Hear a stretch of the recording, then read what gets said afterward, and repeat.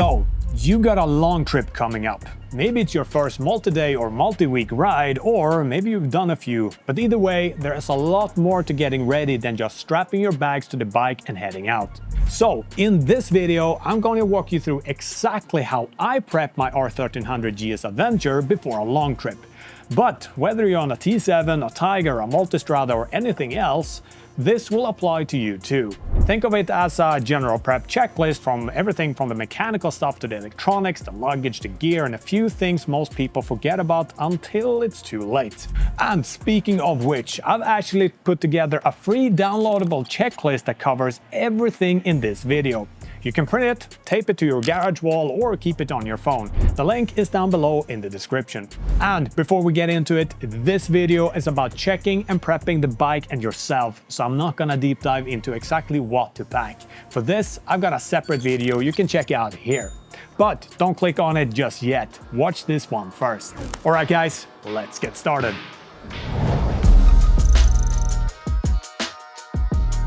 Before we get started, here's a quick disclaimer. Everything I'm about to show you, you do at your own risk. If you're not confident working on your own bike, please book a service at your dealer. And just make sure you book it well in advance because workshops tend to be very busy in peak season. So don't wait until the week before your trip. Now, if you do want to go through the basics yourselves, here's what I check. First up on our list is oil. Make sure the level is according to the manufacturer's recommendation, and you can check this by inspecting the window here and see that the oil level is between the high and the low setting basically. And it's also important that you check the oil level when the engine is warm. So go for a 10-minute ride, put your bike on the center stand and wait a few minutes before inspecting the level. And if it's been a while since your last oil change, make sure you get it done before you leave. In general, oil and filter, important here, should be changed every 8,000 to 15,000 kilometers or 5,000 to 9,500 miles depending on the manufacturer. Personally, I like to cut those intervals in half just to treat the engine and the gearbox a little bit extra well. And next up we have tires. Have a look at the tread depth, and if you're getting close to the wear indicators, change them before the trip. Also inspect the sidewalls here for cracks or cuts, especially if they are a little bit older or you have been doing a lot of off-road riding. Old rubber tends to lose grip even if the tread looks fine, so if in doubt, please change them. And here's something a lot of people don't check, and that is the manufacturing date. Look here for the dot code on the sidewall. The two first digits are the week and the last two are the year. So if it reads 25-24, like in my case here, that means that this tire was manufactured in week 25 of 2024. Now, manufacturers will tell you that tires are fine for up to 5 or 6 years, but personally, I wouldn't really consider taking a tire that is older than 3 years on a long trip. You see, rubber compounds tend to degrade and dry up over time regardless of how much tread is left, and on a long trip, you really want everything to perform at its best. And next on my list are brake pads. Check the pad thickness. Most pads need replacing when you're down to about 2 millimeters of friction material or when the wear indicator grooves on the pad surface have disappeared. Those are the small grooves you can see on the face of the pad, and once they're gone, you know it's time. Just don't wait until you're metal on metal, because at that point you're not just replacing pads, you're also replacing discs, which is very expensive. And this leads us to brake fluid. You can check the level up here in the reservoir window and as well as on the lower right side, and make sure that it sits between the min and the max lines. And brake fluid should generally be flushed and replaced every 2 years. Because brake fluid is hydroscopic, it naturally absorbs moisture from the air over time, which lowers its boiling point and therefore risks brake failure under heavy use. And if you do decide to do it yourself, just make sure you know what you're doing and be careful not to get any fluid on the discs or pads, because brake fluid soaks right into the pad material, and once that happens, you're not only looking at reduced braking performance, but you're also getting that horrible squealing noise that won't go away until you first replace the pads and then also of course clean the discs. And last but not least, of course, you need to make sure that the brakes are firm and direct and not soft, or that they are bottoming out. So, moving over to spokes and rims, and this is one that a lot of people tend to overlook. My GSA has spoked wheels, so what I do to check for loose spokes is by tapping them gently with a smaller screwdriver.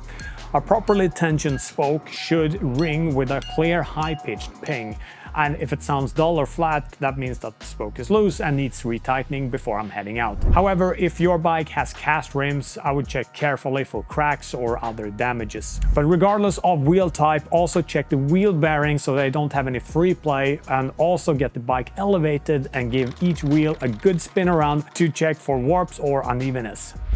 The R1300 GS Adventure runs a shaft and not a chain, so chain lube here is nothing to worry about. But do check underneath here around the final drive for any oil leaks or anything else. And if you do see any wet spots, get it looked at by your dealership before you leave. And if you're on a bike with a chain, like my Tenere 700 here, this is something you absolutely need to sort before heading out.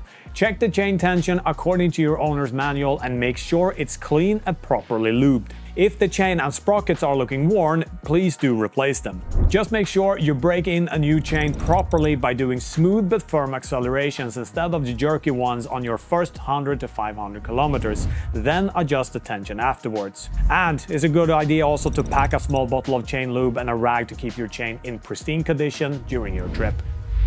Another thing that is easy to miss is your air filter.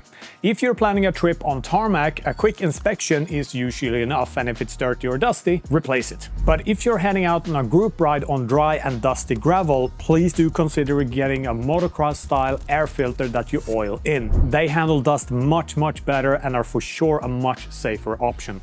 The last thing you want is dust in your engine, and I'm speaking from experience here. You see, I had my R1200 GS Adventure in twice for sensor replacement due to the previous owner running an original air filter just like this one while doing dusty off-road riding for 4,000 kilometers. And then we have coolant. A quick visual check is the level between the min and the max marks, and if it's too low, top it up. Just make sure that you use the same type that's already in your system. There are different coolant chemistries out there, and mixing them can cause all sorts of problems, like for example clogged passages. If you're not sure what's in there, check your owner's manual for the right spec. And then we have, of course, the battery. And this one is quite easy to forget because you don't really think about your battery until your bike doesn't start. And if your bike has been sitting for a while, or if the starter sounds rather sluggish, get the battery tested and or replaced before you leave. You see, a weak battery that barely gets the engine going at home might not even start the bike at all on a cold morning at altitude. So if it is more than a few years old and you have the slightest doubt, just replace it. It's a fairly cheap proactive fix compared to being stranded somewhere remote.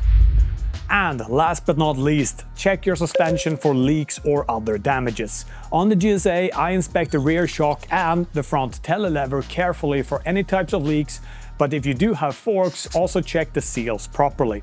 Suspension together with tires affect the handling of your motorcycle more than anything, so you really want to make sure they're in top condition before heading out on a longer adventure.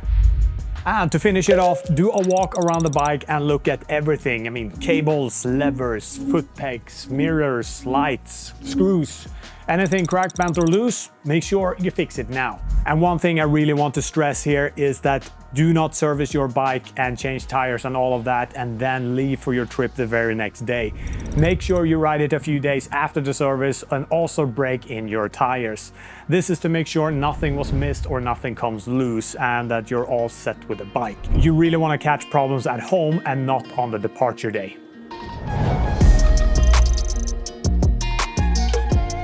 So this one is quick, but it still catches people off guard.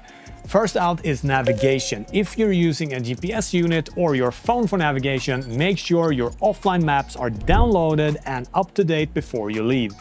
Do not rely on mobile data in the mountains or in countries with patchy coverage. Simply download the regions you'll know you'll be riding through while you're still on Wi-Fi. And if you've got a phone holder or a charging setup on your bike, test it properly before the trip and make sure you bring a backup charging cable. Personally, I use quad lock with wireless charging, which means I don't have to plug and unplug a cable each time I mount or take the phone away from the bike. But I also make sure to bring an included hex tool and keep it close if I need to retighten or readjust the mount. And if you're running aftermarket auxiliary lights just like I do, make sure that they are working and set up the way you want them to be. In my case, I'm of course running our MTL9s, so I do a double check in the software to see that everything is set up as I want it. And lastly, intercoms. If you're riding with a communication system, is the firmware up to date? Do you have any charging cables and a power bank so you can boost it during breaks? And if you're planning to ride with a friend or in a group, get the pairing done properly before the departure day. Instead of standing there in the scorching morning sun in full gear, sweating your ass off, trying to get things to connect and work the way you want it to. Trust me, I've been there, done that, would not recommend it, so get the pairing done properly before you leave.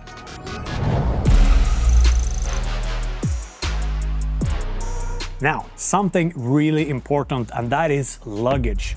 What system you choose really depends on what kind of trip you will be doing. And the most important thing is to choose deliberately, both based on your personal preferences, but also for what your trip is planned to consist of.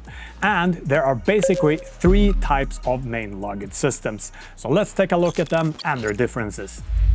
First out, we have aluminum hard cases, and this is what I recommend for people that mainly do on-road trips where convenience is the top priority. They are of course fully lockable, so you can leave your bike at the restaurant with peace of mind.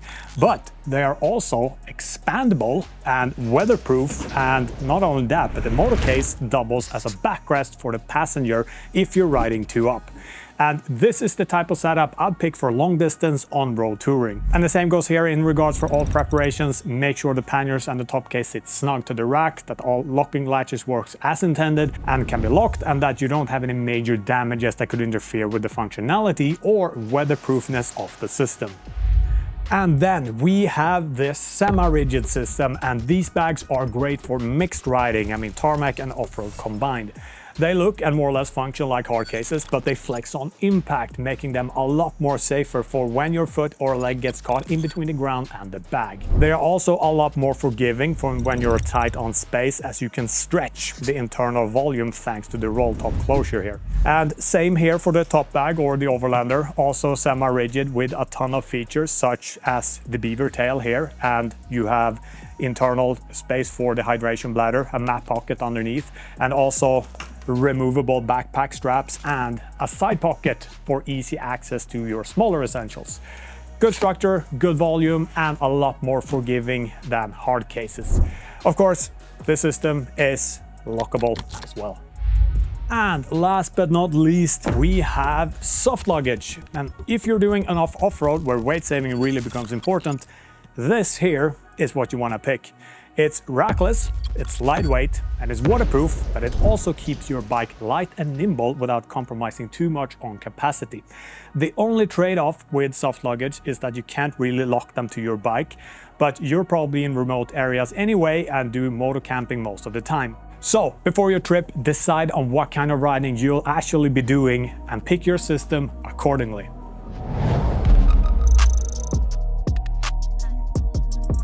I can't tell you enough how much personal gear matters on a long trip.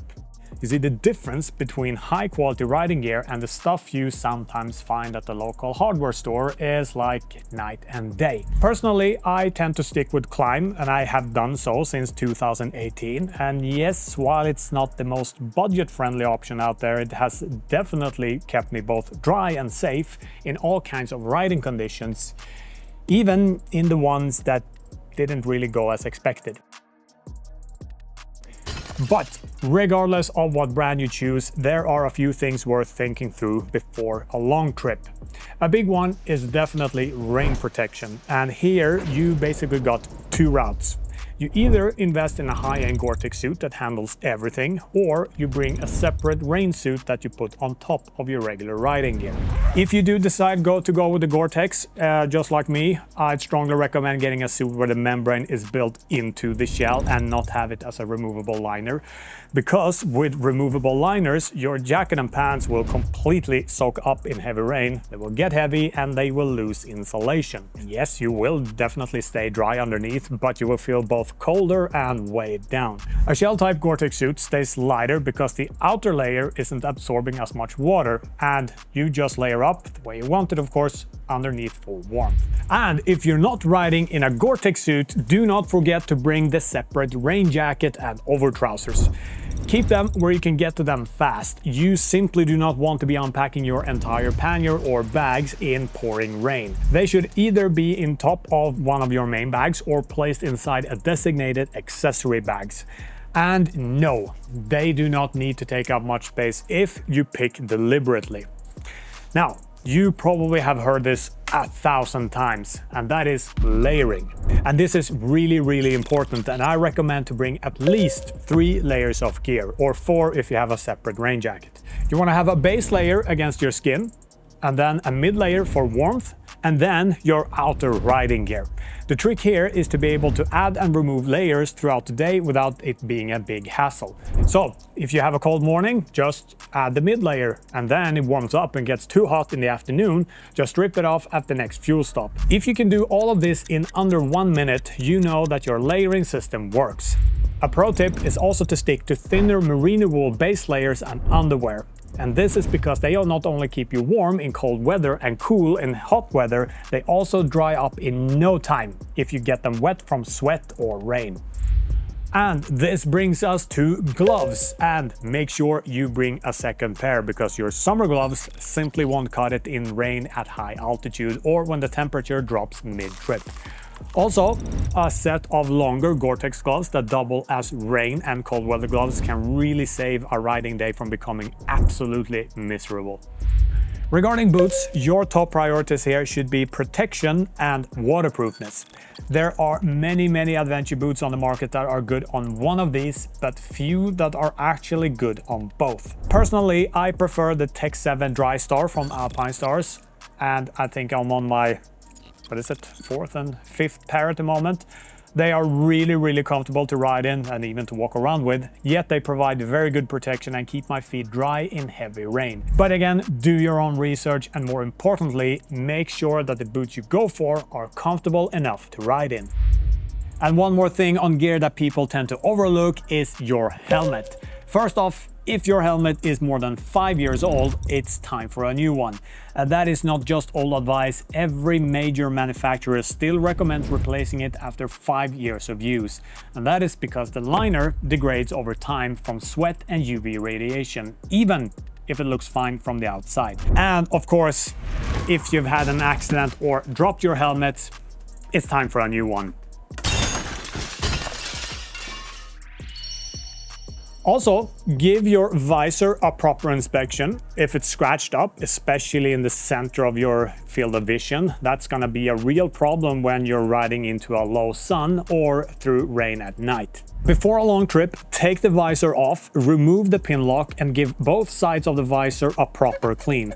Then mount a fresh pin lock for optimal anti-fog performance. They are fairly cheap, and it's worth starting a long trip with a new one rather than nursing an old one that has started to lose its seal and or coating. And if you're running goggles instead of a visor, same thing applies here. Check the lens for scratches, give it a good clean, and make sure it's all set for your trip.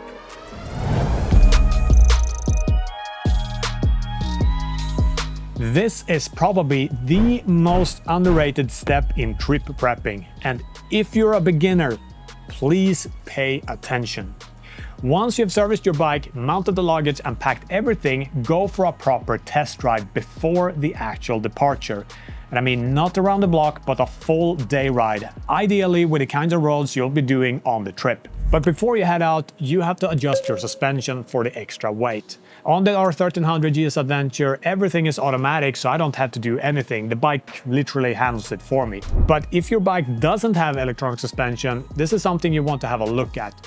Manual suspension should first and foremost be set up to your weight and your riding style, and that in itself can become quite complex. So I won't go any deeper on it in this video. But the general rule of thumb for a loaded trip is to increase the preload of the rear shock. Your owner's manual will have the recommended settings for different load scenarios. And riding a fully loaded bike on stock preload means that the rear sags too much, which throws off the geometry, the handling, and ultimately your confidence on the bike. And while you're out, pay attention to everything. How is the bike handling? Is there any wind buffeting you didn't expect? And can you reach your daily accessories you need at a fuel stop without unpacking half of the bike? And maybe the most important question, can you lift your bike back up if you drop it? Go test on a field of grass where the risk of scratching is minimal. And if you can't pick it up by yourself, you definitely need to strip some weight off of it. And then if something feels off, adjust it. Move that stuff you've packed around, reposition weight, try to get the center of gravity as low as possible, and then go for another ride.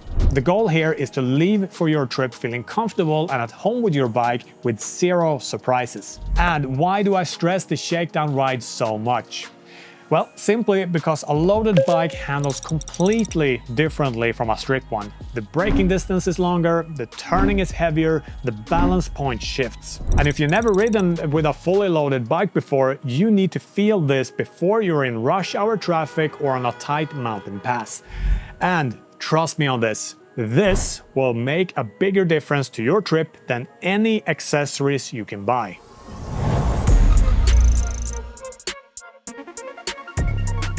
A few things that are easy to overlook but can ruin the trip if you get them wrong. Documents, passport, license, registration, insurance, all this kind of stuff. Keep them on you at all times. Not in the pannier, not in the tank bag, but on you.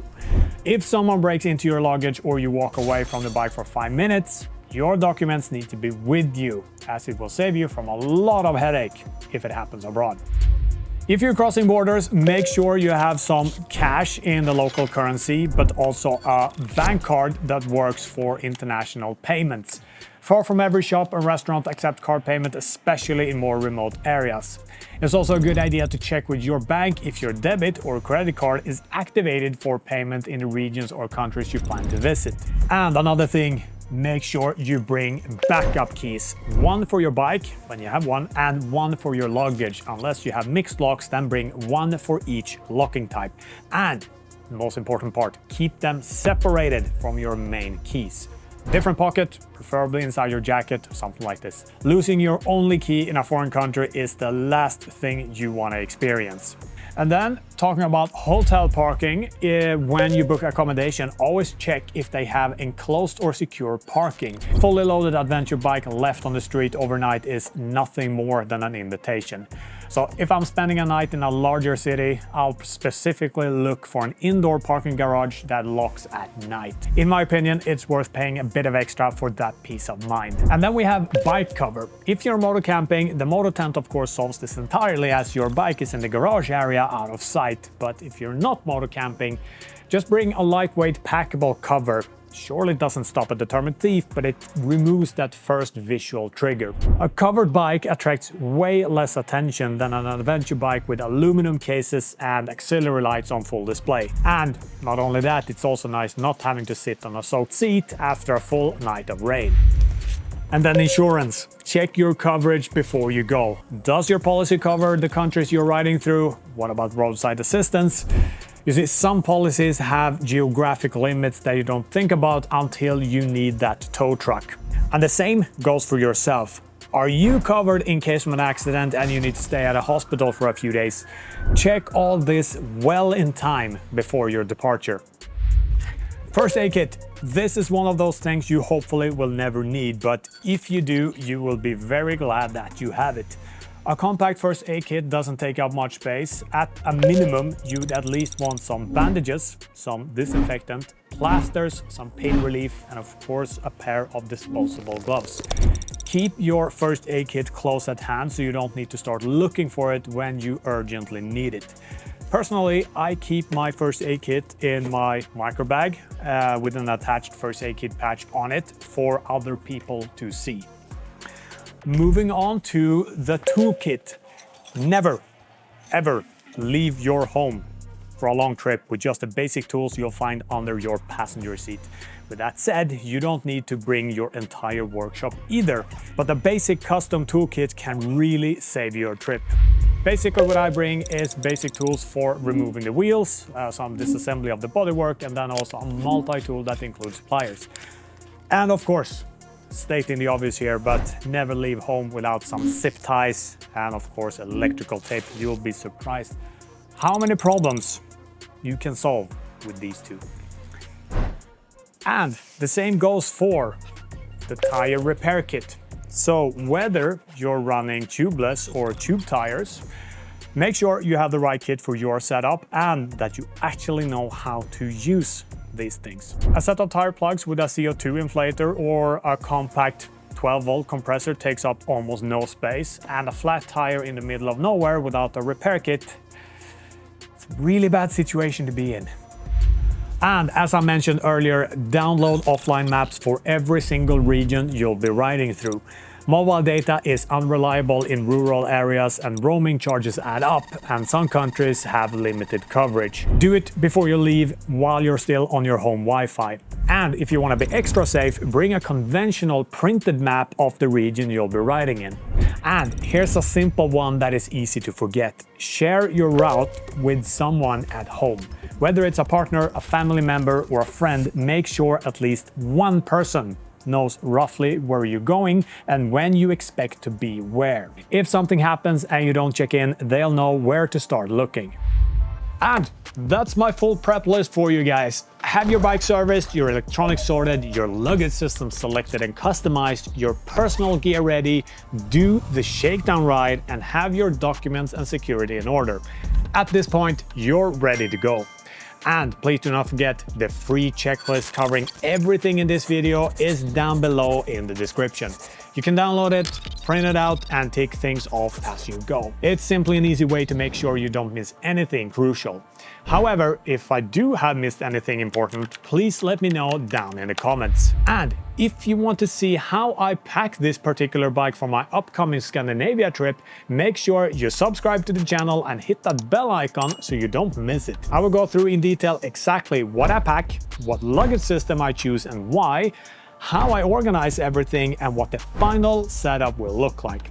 Until then guys, thanks for watching, and as always, prep properly, pack deliberately, and most importantly, ride safe.